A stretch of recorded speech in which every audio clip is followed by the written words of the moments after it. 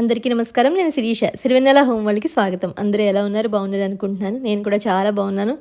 యాక్చువల్గా నేను పూజ వీడియో పెట్టాలి. చెప్పాను కదా, నేను మా ఇంట్లో మ్యారేజ్ ఉందని చెప్పని ఆ హడావిడిలో ఉందనమాట. అందుకనే శుక్రవారం పూజ వీడియో ఉన్నా కూడా పెట్టలేకపోయాను. కానీ పూజకు ముందు మా పూజ గది ఇగో ఇలా ఉంది, మీకు అందరికీ తెలుసు కదా.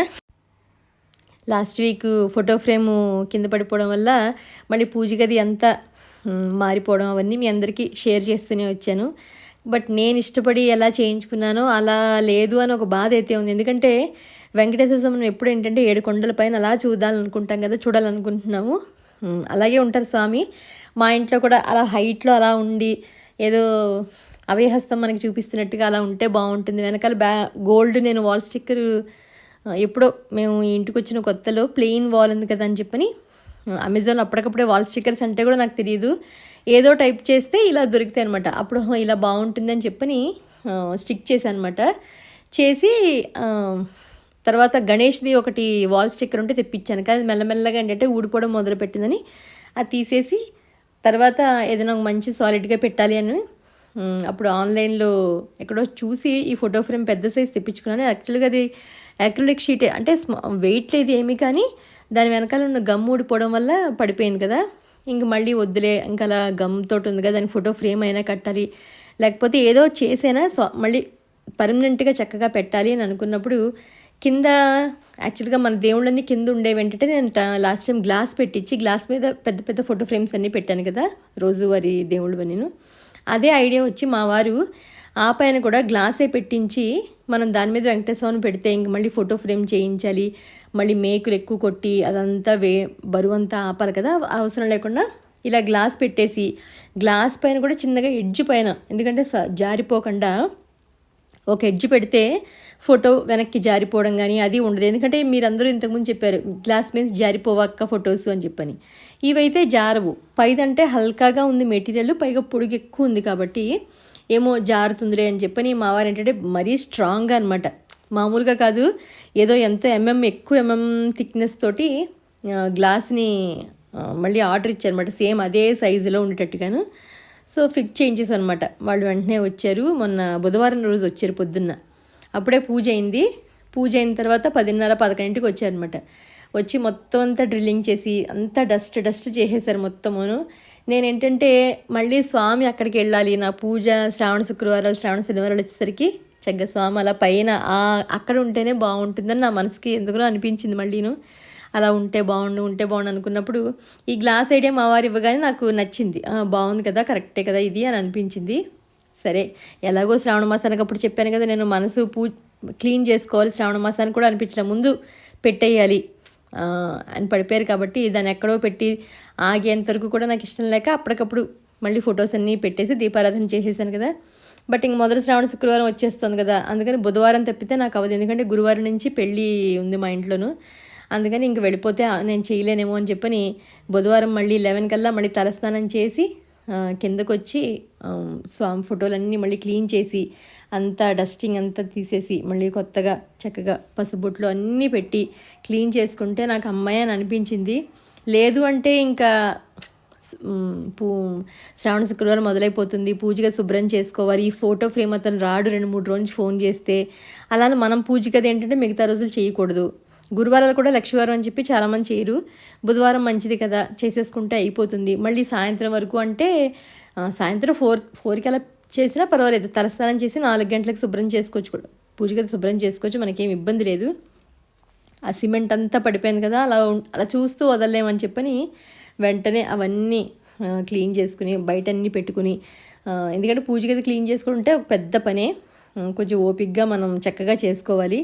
అందులోనూ చేసుకోవాలన్నప్పుడు ఎక్కడక్కడ మనం ఎలా ముందు నేను ప్లాన్ చేసుకున్నాను అంటే వెంకటేశ్వర ఫోటో పైన, మిగతా ఫోటోలన్నీ కింద, చిన్న దేవుడు రోజు విగ్రహాలని సింహాసనం కానీ బంగారు లక్ష్మీదేవి అన్నీ కింద పెట్టుకోవాలి. ఇది నా ఏర్పాటు అంతా. ఎందుకంటే విశాలంగా ఉంటుంది అప్పుడు, కింద ఎక్కువగా హడావుడిగా ఉండకుండా లైట్లకి అది ఎలక్ట్రిక్ దియాస్ ఉన్నాయి కదా, అరటి చెట్లకి సమానంగా ఉండేలాగా అలా ప్లాన్ చేసుకోవాలి అని చెప్పని ఎక్కువగా నేను వెండి వస్తువులు చిటికలో తెల్లగా అవడానికి అని చెప్పని రూపేరీ లిక్విడ్ యూజ్ చేస్తాను. మీ అందరూ కూడా చాలామంది అడిగారు నాకు. ఇంకా కోల్గేట్ పౌడర్ కూడా చాలా బాగుంటుంది అక్క, లేకపోతే సిల్వర్ షైన్ అని ఏదో ఒకటి పేరు చెప్పారు నాకు. నెక్స్ట్ టైం అది నేను కూడా ఒకసారి ట్రై చేస్తాను. ఎందుకంటే రూపేరీతో క్లీన్ చేసుకున్నప్పుడు ఏంటంటే వెంటనే మనకి మళ్ళీ వాటర్తో కడిగి డ్రై అయ్యాక పెట్టుకోలేకపోతే నల్లబడిపోతాయి. లాస్ట్ టైం నేను ఊరికే తుడిచేసి పెట్టేశాను రూపేర్ లిక్విడ్ తోటి, వెంటనే నల్లగా అయిపోయాయి నాకు. అందుకని ఈసారి ఏంటంటే క్లీన్ చేశాక మళ్ళీ క్లాత్తో తుడిచి ఆరాక అప్పుడు పెడదాము కడిగేసి అని ముందన్నీ ఇత్తడి విగ్రహాలు అయితే కొంచెం చింతపండు తెచ్చుకుని వాటిని క్లీన్ చేయడానికి, వెండి విగ్రహాన్ని రూపేరీతో క్లీన్ చేయడానికి అన్ని వాటర్లో వేసుకుని ఫస్ట్, ఎందుకంటే గంధం బొట్లు కుంకుమ బొట్లు పట్టేసినట్టు ఉంటాయి కదా, అవి నానితే కొంచెం ఈజీగా మనం క్లీన్ చేయడానికి ఉంటుంది. ఒకవేళ చిన్న చిన్న విగ్రహాలు కార్నర్స్ నగిషీలు ఎక్కువ అంటే కొత్త టూత్ బ్రష్ ఎవరైనా ఉంటే అది తీసుకుని చింతపండు గుజ్జులోను లేకపోతే కోల్గేట్ పౌడరు లేకపోతే రూపేరీను ఒక చిన్న బౌల్లో వేసుకుని దాంతో క్లీన్ చేస్తే కనుక వెంటనే క్లీన్ అయిపోతాయి. ఎందుకంటే వెండి వస్తువులు ఇలా గాలికి మనం ఓపెన్లో ఉంటే తొందరగానే 10-15 రోజులకే మనకు నల్లగా అయిపోతే, అందుకనే 15 రోజులకు ఒకసారి క్లీన్ చేసుకుంటూ ఉంటే పూజ గది క్లీన్గా ఎప్పుడు ఉంటుంది, నీట్గా ఉంటుంది. మళ్ళీ కొత్త బొట్లు పెట్టుకుని అందంగా మనం ఎలా రెడీ అవుతామో రోజును అప్పుడప్పుడు ఫంక్షన్లు అవి ఉంటే ఇంకొంచెం ఎక్కువ ఎలా రెడీ అవుతాం, అలాగే స్వామివారిని కూడా ఒక 15 రోజులకు అలా అన్నట్టుగా మంచిగా క్లీన్ చేసుకుంటే బాగుంటుందని ఇగో మొత్తం అంతా చక్కగా కడిగేసుకుని క్లాత్ మీద ఆరబెట్టుకున్నాను. ఎందుకంటే ఇలాగ దేవుడి క్లాత్లు మనకి సజ్జాడం పేట్ల మీదకి అవి కొంటాం కదా, వాటిని ఈ రకంగా మనం వాడుకోవచ్చు. మళ్ళీ ఉతికేసి లోపల పెట్టేసుకుంటే ఎప్పుడు మనం క్లీన్ చేసుకున్న క్లాత్లను చక్కగా అలా చేసుకోవచ్చు. అలాగే గంధం పొట్లు పెట్టేటప్పుడు కూడా గంధం పొడిలో రోజ్ వాటర్ కానీ లేకపోతే ఏదైనా సెంటు ఉంటాయి కదా, అవైనా వేసుకొని చక్కగా పెడితే సువాసన భరితంగా ఉంటాయి పూజ గదంతాను. మొన్న నేను పొడి తయారు చేసుకున్నాను కదా అక్క, ఎలా తయారు చేశారు మీరు పొడి అని అడిగారు. దానికి కూడా నేను ఒక వీడియో షేర్ చేశాను యాక్చువల్గాను. జవ్వాది పౌడరు, అలాగే సాంబ్రాణి, గుగ్గిలము, ఇంకా చాలా కొన్ని పొడులన్నీ కలిపి ఒట్టివేళ్ళు పౌడరు, ఒట్టివేళ్ళు తెచ్చుకుని అవన్నీ నేను క్వాంటిటీస్ సమానంగా తీసుకుని మిక్సీ చేసేసి పెట్టుకున్నాను. అవన్నీ మనం దీపారాధన నూనెలోను ఆవు నెయ్యిలోను అన్నిట్లోనూ చక్కగా వేసుకుంటే వాటిలో ఉండే దోషాలు ఏమైనా ఉంటే పోతాయి. లేకపోతే ఏది కల్తీయో ఏది మంచిదో మనకు తెలియదు కదా, బయట కొంటాం ఏదో ఆయిల్స్ అని కొంటాము, అవి ఏంటో మనకు తెలియదు.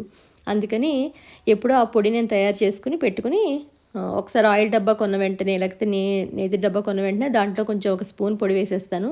ఏదైనా ధూపం వేసేటప్పుడు లేకపోతే పూజకి సంబంధించినవి ఏదైనా వాడేటప్పుడు ఆ పొడి కొంచెం కలిపితే ఏంటంటే అవన్నీ సుగంధభరితమైనవి, అమ్మవారికి ఇష్టమైనవి కూడా అవన్నీ అలా ఉంటుందని చెప్పని ఆ పొడి తయారు చేసుకున్నాను. మళ్ళీ ఎప్పుడైనా తయారు చేసినప్పుడు ఖచ్చితంగా నేను ఏమేమి వేసాను అన్నదని ఇంకొకసారి షేర్ చేస్తాను. మర్చిపోయాను యాక్చువల్గా, నేను చాలా రోజులు నేను చేసేది, ఎంతో ఒక్క చిటికెడు చాలు. జవ్వాది ఇవన్నీ ఉంటాయి కాబట్టి అవన్నీ చాలా అసలు మంచి సువాసన భరితంగా పూజగది ఎప్పుడు భలే అలా ఒక మంచి ఫ్రాగ్రెన్స్ తోటి ఉంటుంది, దేవుడికి ఒక మంచి ధూపంలాగా ఉన్నట్టుగా ఉంటుంది. అవన్నీ శుక్రవారం మాత్రమే చేస్తాను, రోజు ఏమి వేయనవి ఏమి నేను ఎప్పుడైనా ధూపం వేసినప్పుడు శుక్రవారం ఇంట్లోనే వేసినప్పుడు మాత్రమే ఆ పొడి వేస్తూ ఉంటాను. మళ్ళీ స్వామివారిని చక్కగా క్లీన్ చేసేసి ఒకసారి మళ్ళీ బొట్లన్నీ పెట్టి అలంకరణ చేస్తే అలా నిలువెత్తు విగ్రహం స్వామివారి పైన ఉంటూ మనల్ని అందరినీ ఆశీర్వదిస్తూ ఉంటే చాలు నాకు. ఎందుకంటే గోల్డ్ కలర్ బ్యాక్డ్రాప్కి ఇలా బ్లాక్ ఫినిషింగ్తో వచ్చినట్టుగా స్వామివారు ఉంటారు కదా, మనకి ఒరిజినల్ వెంకటేశ్వర స్వామి టెంపుల్లో అదేను ఎలా ఉంటుంది, మనకి అంత వెనకాలంతా మనకి ఏమీ కనిపించదు, ఓన్లీ లైట్లు దీపాల కాంతిలో అలా సన్న దీపాల కాంతిలో స్వామి కనిపిస్తూ ఉంటారు. అలా ఉంటుందని చెప్పని ఈ ఫోటో తీసుకున్నాను. ఇంకా చాలా రకాలు ఉన్నాయి. చాలామంది ఏంటంటే అక్క పూజ గది మీరు చూపించకూడదు అందుకనే అని అన్నారు. ఇప్పుడు మనం ఎంతోమంది కాశీలో ఉన్న స్వామి కానీ ఎక్కడెక్కడో దేవుళ్ళని వీడియోల ద్వారా ప్రత్యక్ష ప్రసారాలని చెప్పి మన ఇంట్లో చూపిస్తున్నారు. భద్రాచలం కళ్యాణం కానీ, ఎందుకంటే స్వామి ఎవరింట్లోనే ఉంటారు, ఎక్కడైనా ఉంటారు. మా ఇంట్లో ఉన్న ఒకటే, ఎక్కడైనా తిరుపతిలో ఉన్న ఒకటే, లేకపోతే కేదార్నాథ్లో ఉన్న అందరూ దేవుళ్ళు ఒకటే, అందరూ ఒకటే. అలా అని చెప్పని వాళ్ళని చూపించట్లేదా, మనం చూడట్లేదా? వాళ్ళు భగవంతుడు ఎక్కడా లేడు, అందరిలోనూ ఉన్నాడు, అన్ని చోట్ల ఉన్నాడు.